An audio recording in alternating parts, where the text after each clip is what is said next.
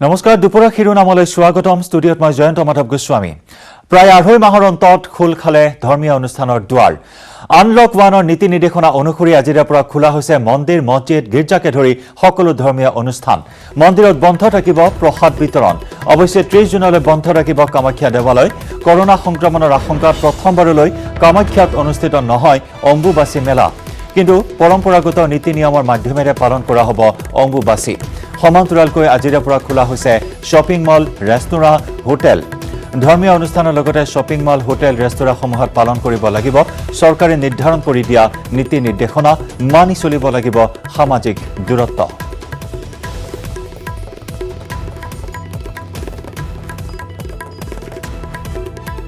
চৰকাৰে যিখিনি আমাক নিয়ম বান্ধি দিছে এই নিয়মখিনি আমি পালন কৰিবই লাগিব কাৰণ কিয় এই যুঁজটো অকল চৰকাৰৰ নহয়তো এইটো আমাৰ জনসাধাৰণৰ যুঁজ এইটো চৰকাৰে আমাক সাৱধানতা অৱলম্বন কৰিব দিছে গতিকে আমি জানি শুনিও যদি চৰকাৰৰ যদি সাৱধানতা অৱলম্বন নকৰোঁ তেতিয়াহ'লে এইটো চৰকাৰীভাৱে ক্ষতি নহয় আমাৰ ব্যক্তিগতভাৱে আমাৰ ক্ষতি হ'ব সেইকাৰণে আমি যিমান পাৰোঁ সাধ্যানুসাৰে আমাৰ যিখিনি মন্দিৰৰ যিখিনি নিয়ম চৰকাৰে বান্ধি দিছে সেইমতে আমি চেনিটাইজাৰৰ ব্যৱস্থা কৰিছোঁ আপুনি ভিতৰত দেখা পাইছে সভাঘৰৰ ভিতৰত 1 মিটাৰ ডিষ্টেঞ্চত আমি এই নিয়মবিলাক বান্ধি দিছোঁ হয় আঁচ টানি দিছোঁ আৰু লগতে য'ত নেকি প্ৰৱেশ কৰিব প্ৰৱেশ কৰোঁতে তাৰমানে কি হৈছে মন্দিৰৰ ভিতৰত প্ৰৱেশ কৰোঁতে মাস্ক পিন্ধি প্ৰৱেশ কৰিব লাগিব ভক্তবিলাকে আৰু লগতে আমাৰ যে পূজাৰী আছে পূজাৰীবিলাকেও মাস্ক পিন্ধিব লাগিব আমাৰ আঙুলিৰে ফট দিয়ে সেইটো ফট আমাৰ আঙুলিৰে নিদিওঁ আমি আমাৰ পদুম ফুলৰ ঠাৰি আছে সেই পদুম ফুলৰ ঠাৰিৰে আমি কপালত আঁচ দিম ফটা দিম আৰু লগতে আমাৰ মাৰ যে পিঠৰ জল আছে সেই পিঠৰ জল স্পৰ্শ কৰে সেই পিঠৰ জলটোত এটা মন্ত্ৰ আছে বশিষ্ঠ আৰাধিতা বিদ্যা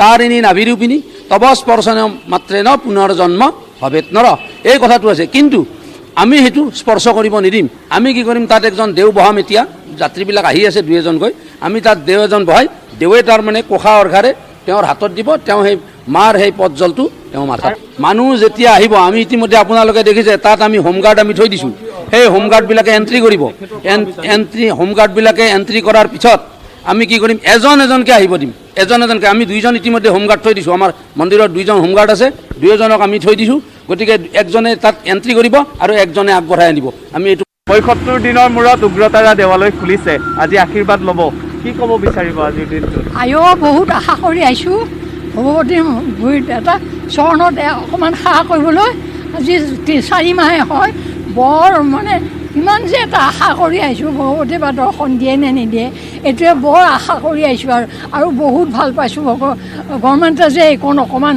আমাক সেৱা কৰিবলৈ ভগৱতীৰ ওচৰত বা মন্দিৰত যাবলৈ যে অকণমান সুবিধা দিছে এইকাৰণে হিমন্তই মেইনলি আৰু এতিয়া গোটেইখন হিমন্তই চলাই আছে বাকীবোৰ একো নাই গতিকে হিমন্তক আন্তৰিক ধন্যবাদ জনাইছোঁ আমাৰ গ্ৰাহকসকল অহাৰ আগত আমি এটা ৰেজিষ্টাৰ মেইনটেইন কৰোঁ মানে ক'ৰ পৰা আহে উইথ ফোন নম্বৰ মেইনটেইন কৰা হয় আৰু লগত তেওঁলোকৰ যেতিয়া স্কেনিং কৰা হয় যেতিয়া সোমায় তেতিয়া স্কেনিং কৰা হয় আৰু চেনিটাইজাৰ ব্যৱস্থা আছে সম্পূৰ্ণ কাষ্টমাৰক চেনিটাইজাৰ দিয়া হয় আৰু তেনেকৈ আমি মেইনটেইন কৰোঁ আৰু ছ'চিয়েল ডিষ্টেঞ্চ মেইনটেইন কৰা হয় এবাৰত আমি 10জন বা তাতকৈ কম মানুহ সোমাব দিওঁ যেতিয়া ওলাব তেতিয়া আকৌ নেক্সট 10জন সোমাব দিওঁ অভিনীল জঘন্য হত্যাকাণ্ডৰ আজি 2 বছৰ সম্পূৰ্ণ অসাৰ প্ৰতিপন্ন হ'ল সকলো প্ৰতিশ্ৰুতি আজিও নিৰ্মাণ নহ'ল স্মৃতিসৌধ 8 জুনৰ সন্ধিয়া কাৰ্বি আংলং জিলাৰ ডকমকা থানাৰ অন্তৰ্গত পাঞ্জুৰী কছাৰী গাঁৱত সংঘটিত হৈছিল বিশ্ব কঁপাই যোৱা জঘন্য অভিনীল হত্যাকাণ্ড চিৰসেউজ কাৰ্বি পাহাৰৰ বুকুত সংঘটিত হৈছিল মানৱতাক ভুলণ্ঠিত কৰা এক বৰ্বৰ হত্যাকাণ্ড প্ৰাকৃতিক সৌন্দৰ্য উপভোগ কৰিবলৈ অহা গুৱাহাটীৰ 2 প্ৰতিভা সম্পন্ন যুৱক অভিজিত দাস আৰু নীলোপল নাথক সোপাধৰা সন্দেহত মৰিয়াই হত্যা কৰা হৈছিল কাংথিলাংছু জলপ্ৰপাতৰ সমীপৱৰ্তী পাঞ্জুৰীত অভিনীল হত্যাকাণ্ডৰ মাষ্টাৰ মাইণ্ড আলফাজজ তিমুং সহ মুঠ ৪৮টা অভিযুক্তক ইতিমধ্যে গ্ৰেপ্তাৰ কৰি বিচাৰ প্ৰক্ৰিয়া চলাই থকা হৈছে আনহাতে এই কাণ্ডই বাৰুকৈ প্ৰভাৱ পেলাইছে কাংথিলাংছু জলপ্ৰপাতৰ লগতে কাৰ্বি আংলঙৰ অন্যান্য পৰ্যটন ক্ষেত্ৰত এই বিভীষিকাময় পৰিস্থিতি পাহৰিব পৰা নাই কোনেও এতিয়াও প্ৰাণ চঞ্চল কাংথিলাংছুৰ বুকুত নাই পূৰ্বৰ সেই উন্মাদনা উল্লেখযোগ্য যে সেই জঘন্য হত্যাকাণ্ডৰ পিছতেই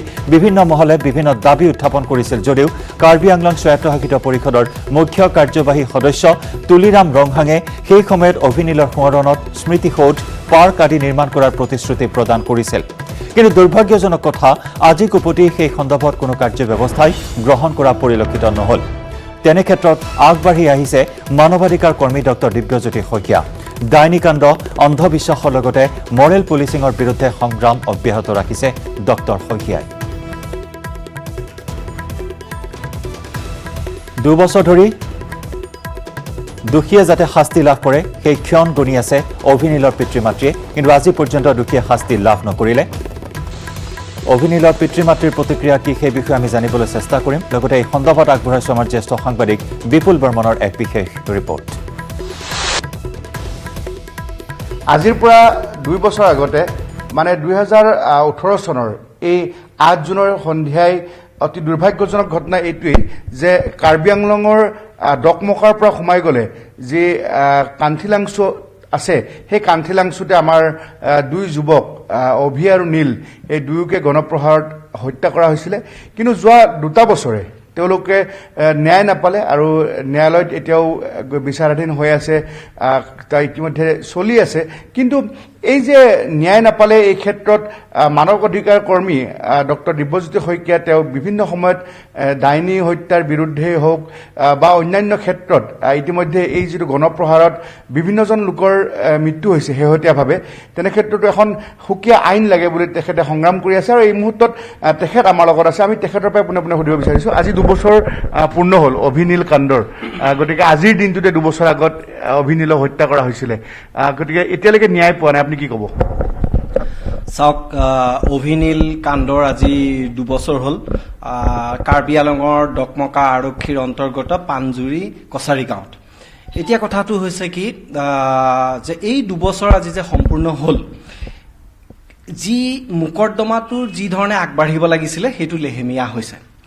আৰু ইয়াৰ ভিতৰত এটা ডাঙৰ কথা হৈছে যে যিসকল অভিযুক্ত আছে সেইসকলৰ যিসকল সাক্ষী, সেই কেইজনমান সাক্ষীয়ে আচল কথাটো ডিফু আদালততো কৈছে, নগাঁও আদালততো কৈছে, কিন্তু কেইজনমানে সুৰ সলনি কৰিছে, মিছা মাতিছে। আৰু তেওঁলোকে পুলিচৰ মানে কোৱা বুলি কৈছে, যে ক'বলৈ কোৱা বুলি কৈছে, এনেকুৱা ধৰণৰ কিছুমান কথা মিছা মাতিছে, যিটো ডিফু আদালতত এটা সঁচা কথাটো কৈছিল, কিন্তু এতিয়া নগাঁৱত আকৌ মিছা মাতিবলৈ সাক্ষীয়ে আৰম্ভ কৰিছে।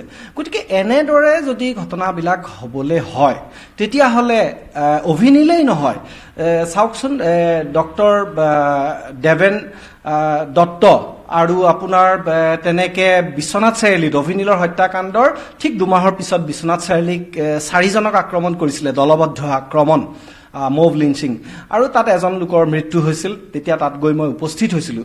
এতিয়া শেহতীয়াকৈ দেৱাশীষ, তাৰ পাছতে আপোনাৰ শিৱসাগৰত এজন সনাতন ডেকা, শোণিতপুৰৰ ঠেলামৰাত এগৰাকী মহিলা, এনেকৈ প্ৰায় 10 গৰাকীমান লোকৰ 2 বছৰৰ ভিতৰত মৃত্যু হৈছিল। কিন্তু প্ৰথম আমি জনাত ঝংকাৰ শইকীয়া 2013 চনত ডিফুত তেওঁক হত্যা কৰা হৈছিল গণপ্ৰহাৰত। এতিয়া মই সুদীৰ্ঘদিন ডাইনীকাণ্ড তথা অন্ধবিশ্বাসৰ বিৰুদ্ধে যি সংগ্ৰাম অব্যাহত ৰাখিছোঁ, আৰু ডাইনীকাণ্ড অন্ধবিশ্বাসৰ লগতে মব লিঞ্চিং, দলবদ্ধ আক্ৰমণো অকণমান প্ৰায় একেই ধৰণৰ হয় কথা বতৰাবিলাক কেতিয়াবা কেতিয়াবা। সেইকাৰণে মই যি ধৰণে অন্ধবিশ্বাসৰ বিৰুদ্ধে প্ৰতিৰোধৰ কাৰণে যিখন মোৰ সংগ্ৰাম আছিলে, সেই সংগ্ৰামেৰে যেনেকৈ এখন আইন বলবৎকৰণৰ কাৰণে মই সফল কাম হ'ব পাৰিলোঁ, মই ভাবোঁ ঠিক তেনেদৰে সুপ্ৰিম কোৰ্টে 2018 চনৰ জুলাই মাহত এক গাইডলাইন দিছে, মানে ছাজেষ্ট কৰিছে, নিৰ্দেশনা দিছে যে পাৰ্লিয়ামেণ্টেই হওক বা ষ্টেট লেজিছলেশ্যনেই হওক, মানে এছেম্বলিয়ে তেওঁলোকে এখন আইন আনাৰ কাৰণে কুচকাৱাজ কৰিব পাৰে বা আইনৰ কাৰণে ডিছকাছ কৰি আইন আনিব লাগে। কিন্তু এতিয়ালৈকে সেই 2018 চনৰ জুলাইৰ পৰা এতিয়ালৈকে একো আগবঢ়া নাই। গতিকে মই এতিয়া আগবাঢ়িছোঁ, আৰু মই যেনেধৰণে ডাইনীকাণ্ড আৰু অন্ধবিশ্বাস প্ৰতিৰোধৰ কাৰণে অসমৰ লগতে ভাৰতবৰ্ষৰ আন আন ৰাজ্যতো মই এই ধৰণৰ সজাগতা অভিযান চলোৱাৰ লগতে আইনৰ কাৰণে মই যি ধৰণে যুঁজ অব্যাহত ৰাখি সফল কাম হ'লোঁ, ঠিক তেনেধৰণে এই গণ আক্ৰমণ প্ৰতিৰোধকৰণৰ বাবেও মই এতিয়াৰে পৰা এখন আইনৰ কাৰণে যুঁজ ৰাখিম। মঙলদৈৰ নিজদাহী বনিয়াপাৰা যুৱক প্ৰভাত বনিয়াৰ গাত কৰোনা পজিটিভ ওলোৱাৰ লগে লগে এতিয়া হাহাকাৰ অৱস্থাৰ সৃষ্টি হৈছে পশ্চিম মঙলদৈত। প্ৰভাত বনিয়া নামৰ লোকজন 2 জুনত শ্বিলঙৰ পৰা আহি নিজদাহী দীঘলীপাৰাৰ ক্ষুদ্ৰ প্ৰাথমিক স্বাস্থ্য কেন্দ্ৰত ভৰ্তি হৈছিল আৰু তাৰ পিছত সেইদিনাই মঙলদৈ অসামৰিক চিকিৎসালয়ত কোৱাৰেণ্টাইন কৰা হৈছিল লোকজনক। মঙলদৈ অসামৰিক চিকিৎসালয়লৈ লৈ গৈছিল হৰপতি ডেকাই। এই লোকজনক চিকিৎসালয়লৈ লৈ যোৱাৰ পূৰ্বে প্ৰভাত কেইবাজনৰ সংস্পৰ্শলৈ আহিছিল। খোদ চিকিৎসালয়ৰ অবৈতনিক কৰ্মচাৰী এগৰাকীৰ প্ৰভাতৰ ঘনিষ্ঠ হোৱাৰ বাবেই হৰপতি ডেকা নামৰ কৰ্মচাৰী আৰু গাড়ী চালক প্ৰশান্ত শৰ্মা তেওঁৰ পোনপটীয়াকৈ সংস্পৰ্শলৈ আহিছিল। কিন্তু তাৰ পিছতো হৰপতি ডেকাক আছুতীয়াকৈ নাথাকি ঘৰৰ সকলোৰে লগত একেলগে আছিল। বিভিন্নজনক বেজী দিও ফুৰিছিল। মেট্ৰিকৰ ফলাফলৰ পিছত বিভিন্নজনক ঘৰত যোৱাৰ লগতে বিভিন্ন ভোজতো অংশগ্ৰহণ কৰিছিল। আনহাতে কৰ্মচাৰী হৰপতিৰ পত্নী বিজেপি দলৰ ডাঁহী গাঁও পঞ্চায়তৰ সদস্য হোৱা হেতুকে 4 জুনত বৰসত্ৰ আদৰ্শ গাঁৱৰ 8টাকৈ আধাৰশিলা কাৰ্যসূচীত ভাগ লোৱা মঙলদৈৰ বিধায়ক সাংসদৰো সংস্পৰ্শলৈ আহিছিল। এদিন পূৰ্বে প্ৰভাতৰ কৰোনা পজিটিভ ওলোৱাত এতিয়া প্ৰভাতে আন্ধাৰ নমাই অনাৰ আশংকাত ভুগিছে অঞ্চলটোৰ ৰাইজে। হৰপতি ডেকাক ইতিমধ্যেই দৰং জিলা স্বাস্থ্য বিভাগে মঙলদৈ অসামৰিক চিকিৎসালয়ত কোৱাৰেণ্টাইন কৰাৰ ব্যৱস্থা কৰিছে। কিন্তু গাঁওকেইখন এতিয়াও কণ্টেইনমেণ্ট জ'ন কৰাৰ ব্যৱস্থা কৰা নাই জিলা তথা স্বাস্থ্য বিভাগে। গাড়ী চালক প্ৰশান্ত শৰ্মা এতিয়ালৈকে কোৱাৰেণ্টাইন কৰাৰ ব্যৱস্থা কৰা নাই স্বাস্থ্য বিভাগে। যদি হৰপতি ডেকা কৰোনা পজিটিভ ওলায় কেইবাখনো গাঁৱৰ লোক বিধায়ক সাংসদ কোৱাৰেণ্টাইন হ'ব লাগিব।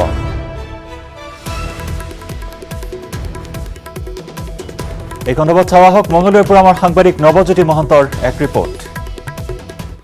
নিশ্চয়কৈ সমগ্ৰ ৰাজ্যৰ লগতে দৰং জিলাতো দ্ৰুতগতিত বৃদ্ধি পাইছে কৰোনা পজিটিভৰ সংখ্যা আৰু তেনে সময়তে মঙলদৈ দাহিৰ এগৰাকী লোক কৰোনা পজিটিভ ওলোৱাৰ লগে লগে অঞ্চলজুৰি তীব্ৰ চাঞ্চল্য বিৰাজ কৰিছে আৰু আতংকৰ সৃষ্টি হৈছে বুলি ক'ব লাগিব। আমি উপস্থিত আছোঁ মঙলদৈ দাহিত আৰু দাহিৰ এজন লোক যিজন লোক 2 তাৰিখে অসমলৈকে আহিছিলে আৰু আহি প্ৰশাসনৰ নিয়মমতে তেওঁক চিকিৎসালয়ত কোৱাৰেণ্টাইন কৰা গৈছিলে। কিন্তু তেনে সময়তে বিভিন্ন লোকৰ সংস্পৰ্শলৈ অহাৰ এক তথ্য পোৱা গৈছে আৰু গাঁৱৰ লোকসকল আছে আমি জানিব বিচাৰিম, যিহেতু এই লৈ ইতিমধ্যে আতংক বিৰাজ হৈছে এই গাঁওখনত।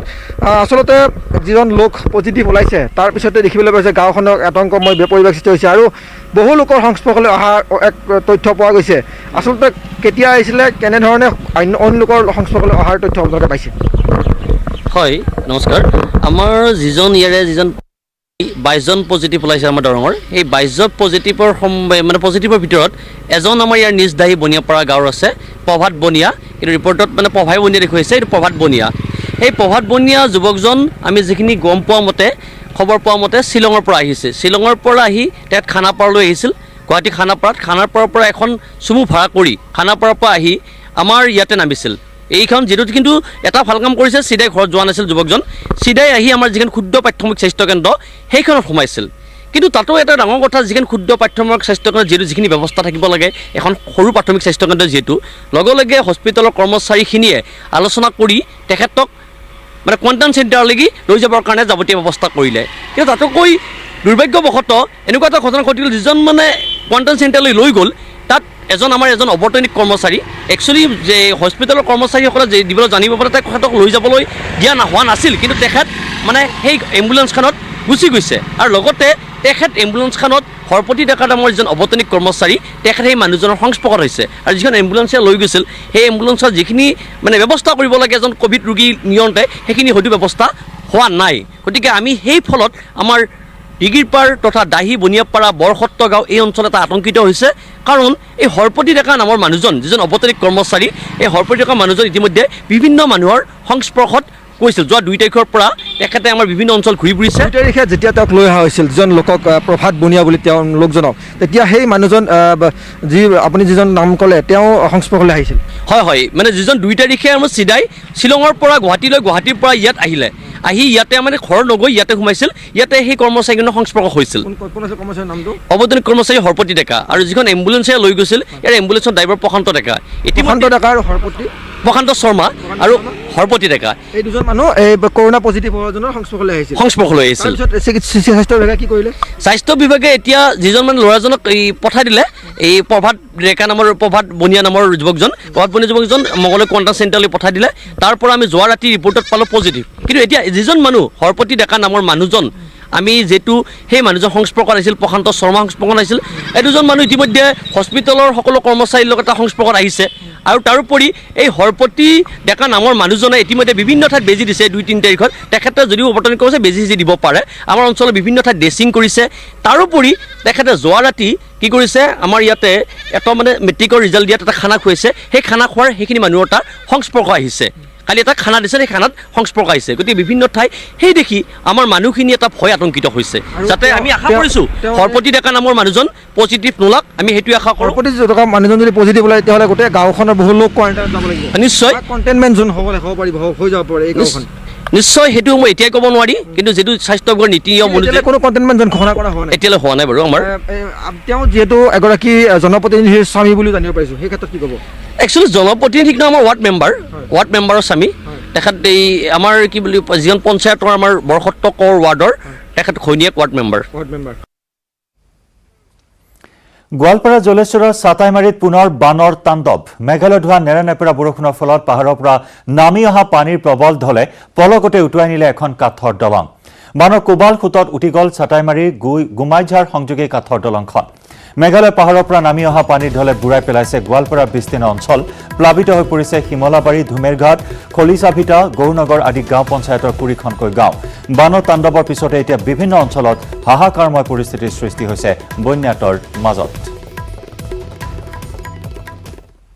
কালি বৰষুণ ধাৰাসাৰ বৰষুণ হোৱাৰ পিছত মানে আজি ৰাতিপুৱা 7টামান বজাত 7:30মান বজাত মানে দলংখন উঠাই লৈ গ'ল পানী অভাৰ হৈ গ'ল আচ্ছা আচ্ছা মানে কি কৃত্ৰিম বৰষুণৰ ফলত মানে নদীখন ভৰি পৰি গ'ল অভাৰ হৈ গ'ল পানীটো অভাৰ পানী হোৱাৰ পিছত হেঁচাতে দলংখন উঠাই লৈ গ'ল জলেশ্বৰৰ লক্ষীপুৰ অঞ্চলত পৰিদৰ্শন কৰি আহিলে তেখেতসকলে আহি অৱগত কৰিছে যে সেই অঞ্চলৰ বিভিন্ন বাট পথ ইতিমধ্যে ছিগি গৈছে আৰু কেইবাটাও দলঙো যোগাযোগ বিচ্ছিন্ন হৈ পৰিছে সেইকাৰণে আমি জিলা সমিতিৰ পৰা অসম চৰকাৰ আৰু গোৱালপাৰা জিলা প্ৰশাসনলৈ দাবী জনাইছোঁ অতি সোনকালে এই ক্ষতিগ্ৰস্ত লোকসকলক উপযুক্ত ক্ষতিপূৰণ দিয়াৰ কাৰণে ব্যৱস্থা কৰিব লাগে লগতে যি জৰাজীৰ্ণ তথা ছিগি যোৱা বাট পথসমূহ দলংসমূহ যোগাযোগ বিচ্ছিন্ন হৈছে এই লোকসকলৰ অতি সোনকালে যোগাযোগ ৰক্ষা কৰিবৰ কাৰণে এই দলং আৰু বাট পথসমূহ মেৰামতি কৰাৰ কাৰণে দাবী জনাইছোঁ শোণিতপুৰ জিলাৰ ঠেলামৰাৰ হুজাই গাঁৱত ব্ৰহ্মপুত্ৰৰ গৰাখহনীয়াই সৰ্বস্বান্ত কৰা এটা দৰিদ্ৰ পৰিয়ালৰ ছাত্ৰীৰ হাইস্কুল শিক্ষান্ত পৰীক্ষাত সাফল্য আধিয়া মাটিলৈ খেতি কৰা এটা দৰিদ্ৰ পৰিয়ালৰ ছাত্ৰী সাক্ষী দেৱীয়ে হাইস্কুল শিক্ষান্ত পৰীক্ষাত 92.5% নম্বৰ লাভ কৰি অৰ্থাৎ মুঠ 555 নম্বৰ লাভ কৰি পৰীক্ষা কেন্দ্ৰৰ ভিতৰতে শীৰ্ষস্থান দখল কৰিবলৈ সক্ষম হৈছে ঠেলামৰা ৰাজচক্ৰৰ অন্তৰ্গত হুজাই গাঁৱৰ বীৰ বাহাদুৰ দৰ্জী আৰু ৰেখা দৰ্জীৰ কন্যা সাক্ষী দেৱীয়ে জহামাৰী হাইস্কুলৰ পৰা হাইস্কুল শিক্ষান্ত পৰীক্ষাত 92.5% নম্বৰেৰে পৰীক্ষা কেন্দ্ৰটোৰ শীৰ্ষস্থান দখল কৰাত পিতৃ মাতৃৰ লগতে বিদ্যালয়ৰ শিক্ষকসকলকো আনন্দিত কৰি তুলিছে ভালে লাগিছে কিমান শতাংশ নম্বৰ পালা মই 92% নম্বৰ লাভ কৰিলোঁ ডিষ্টিংশ্যন লাভ কৰিছে হয় কেনেকুৱা পৰিছিল মই দৈনিক 4-5 ঘণ্টা পঢ়িছিলোঁ আৰু মন নগ'লে মই ৰাতিপুৱাৰ পৰাই নপঢ়িছিলোঁ টিউশ্যন আছিল মানে টিউশ্যন মোৰ আছিলে দেউতা কি কৰে দেউতা মোৰ এজন খেতিয়ক তো খেতি কৰে মাটি কিমান আছে তোমালোকৰ 3 বিঘা আছে ভৱিষ্যতে কি হোৱাৰ পৰিকল্পনা লৈছে এজন সফল অভিযন্তা হ'ব বিচাৰোঁ অভিযন্তা শিক্ষকসকলে কেনেধৰণে সহযোগিতা কৰিছে বিদ্যালয় আমাৰ বিদ্যালয়ত এনে শিক্ষকৰ সংখ্যা কম আছিলে আমাৰ যিজন ইয়াত উপস্থিত আছে তেওঁ নিৰ্মল ছাৰ তেওঁ আমাৰ বিশেষকৈ অসমীয়াৰ টিচাৰ হয় যদিও স্কুলত অসমীয়াৰো অভাৱ হোৱাৰ কাৰণে ইংৰাজী টিচাৰ নাই কাৰণে তেওঁ আমাক ইংলিছো পঢ়াইছিল লগতে যেতিয়া আমাৰ যিজন প্ৰধান শিক্ষক আছিলে তেওঁ অৱসৰপ্ৰাপ্ত হোৱাৰ পিছৰ পৰা আমাক সমাজ বিজ্ঞানো তেওঁ পঢ়াইছিলে হয় অনুভৱটো আমাৰ ভালে লাগিছে যিহেতু আমাৰ এনেকুৱা পিছপৰা অঞ্চলৰ পৰা আমাৰ স্কুলত আগতেও ৰিজাল্ট হৈছে যদিও এইবাৰ আটাইতকৈ ভাল হৈছে আৰু লগতে ঠেলামৰা চেণ্টাৰৰ ভিতৰতো প্ৰথম পজিশ্যন পাইছে আমাক চিউৰিটিয়ে দিছিলে বোলে 100ৰ ভিতৰত আমি 100ই পাই যাম সেইকাৰণে এতিয়া বৰ্তমান জেনেৰেল মেথছত দেখিছোঁ যে 100ৰ ভিতৰত 100ই পাইছে আৰু আপোনাৰ ছায়েন্সত জেনেৰেল ছায়েন্সত তেওঁ 99 পালে আৰু আহি পেলাই কৈছে ছাৰ মোৰ ছবি এটা অকণমান ভুল হ'ল গতিকে 100 নাপাম নগাঁৱৰ কঠীয়াতলীত এটা পথ দুৰ্ঘটনাক কেন্দ্ৰ কৰি তীব্ৰ উত্তেজনা পথৰ ওপৰতে বাগৰি পৰিল তীব্ৰবেগী এখন ডাম্পাৰ আৰু এই দুৰ্ঘটনাত কথম্পি প্ৰাণ ৰক্ষা পৰে বাইক আৰোহী আৰু শিশুসহ এগৰাকী মহিলাৰ চোৰাং বালি সৰবৰাহ কৰি পলাবলৈ লওঁতে এই পথ দুৰ্ঘটনাৰ সন্দেহ কৰা হৈছে। উল্লেখযোগ্য যে দীৰ্ঘদিন ধৰি অঞ্চলটোত চোৰাং বালি সৰবৰাহ অব্যাহত ৰাখিছে একাংশ ডাম্পাৰে আৰু যাৰ বাবে ডাম্পাৰত দৌৰাত্ম্য বৃদ্ধি পাইছে, ডাম্পাৰ চালকৰ দৌৰাত্ম্য বৃদ্ধি পাইছে আৰু চোৰাং বালি সৰবৰাহ কৰি এই ডাম্পাৰখন দুৰ্ঘটনাত পতিত হোৱাৰ পিছতে নগাঁৱৰ কঠীয়াতলীত উত্তেজনাই বিৰাজ কৰে। প্ৰথমতে প্ৰাণ ৰক্ষা পৰে এজন বাইক আৰোহী শিশুসহ এগৰাকী মহিলাৰ।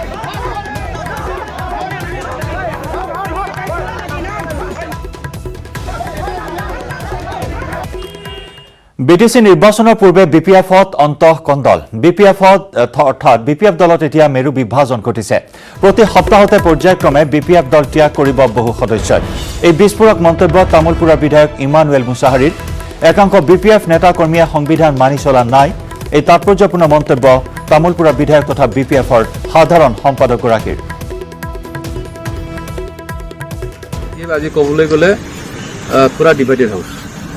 এতিয়া আমাৰতো থ্ৰেট বিপিএফ হিচাপে থ্ৰেট অন্য কোনো কংগ্ৰেছীও নহয়, কোনো বিজেপিও নহয়, কোনো ইউপিপিলে নহয়। এতিয়া হ'ল বিপিএফ ভাৰ্চেছ বিপিএফ। গতিকে বিপিএফ ভাৰ্চেছ বিপিএফ আৰু অলৰেডি 17 ইয়াৰ 20টা বছৰ সম্পূৰ্ণ হৈ গ'ল।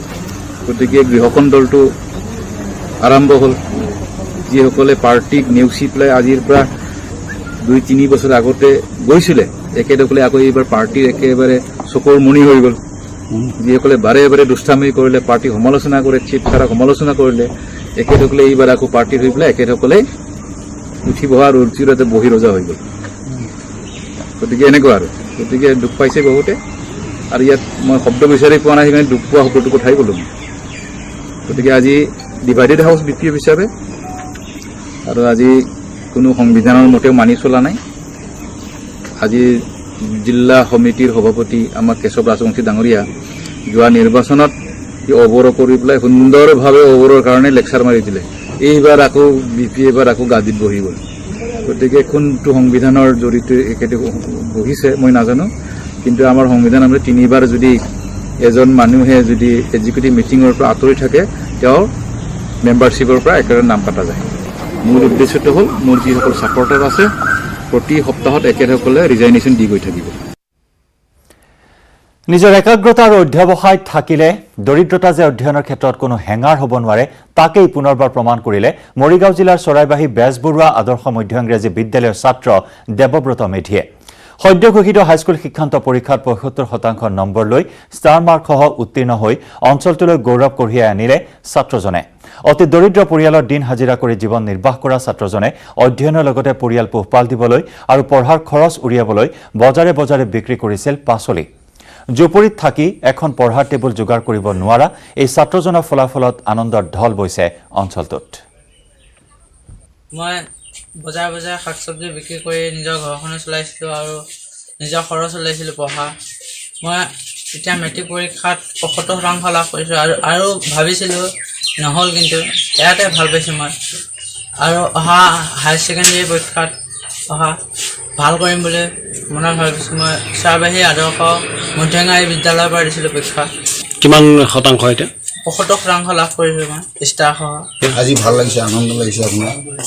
ইমান দুখৰ পৰিয়ালত যে আজি সি এনেকুৱা এটা কৰিব বুলি আমি আপোনাৰ সপোনতো ভবা নাছিলোঁ।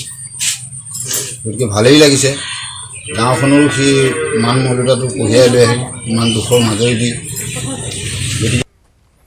আৰু ইয়াৰে সৈতে সময় হ'ল দুপৰৰ শিৰোনামৰ পৰা বিদায় লোৱাৰ। নমস্কাৰ।